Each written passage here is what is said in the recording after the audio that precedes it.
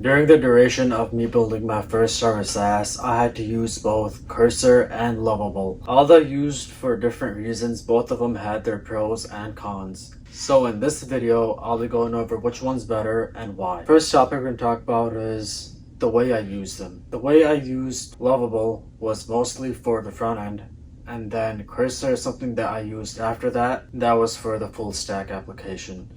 Now what I did is I made my I'd say my prototypes on Lovable, and when I liked those, well actually I used Figma first just to like come up with a really basic prototype of what I want the application to look like, and then once that was done I put it on Lovable and then made some changes. I gave it some prompts to make some changes and make it look neater, better. I'd say I used Lovable for like maybe a month before I hopped on Cursor, and then I started working on the back end. But first I had to fix the front end because the way Cursor was giving me the front end is something that I didn't like.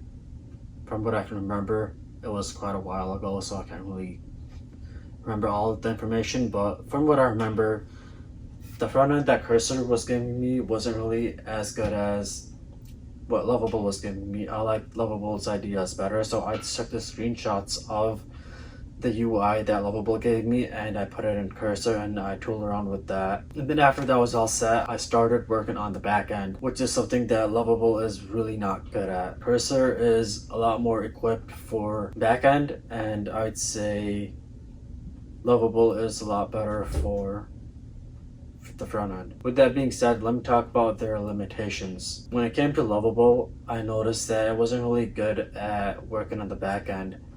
I had to go in there and manually make some code edits, which you can do. From what I remember, you can make some code edits, but I think you have to go through GitHub and all that stuff. But anyways, Lovable isn't really ideal if you want to build a full stack application or something that's really back-end heavy. In my opinion, it's more so good if you just want to build a prototype of what the front end may look like, or if you want to build, for example, a landing page that doesn't really have any functionality to it. Lovable is great for that. Cursor, on the other end, some of the limitations are that it's probably not the best when it comes to coming up with a design. You have to be very specific on what you want and what you need. So the front end for Cursor, I give it like a little bit of a lower rating compared to Lovable, but in the back end it's really good. It's so good that you probably do not need to code most of your application until you come up to Stripe integration and API integration, because those are a little bit more private. Cursor doesn't do that for you, but it guides you through every step of the process, which is phenomenal. If you're new to building applications and you are stuck, use Cursor and you will get past majority of your problems in a snap. So that begs the question, which one is actually better? And if that hasn't been so obvious so far, let me point it out to you. Lovable is great for front end, and Cursor is even better when it comes to a back-end application. So altogether, if I were you, I'd use both of them.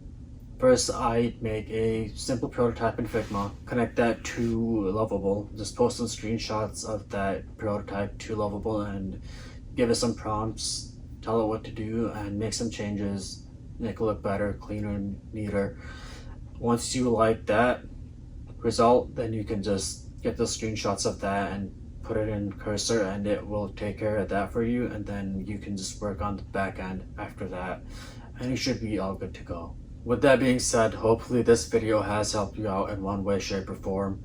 If it has, please consider hitting the like button and subscribing to the channel for more content ahead. My name is Ahsan Berg and I am keen on sharing my own entrepreneurship journey with you guys, so you don't repeat the same mistakes that I'm making. And if that resonates with you, then please consider hitting the like button and subscribing to the channel for more content ahead. And inshallah, I'll see you in the next one.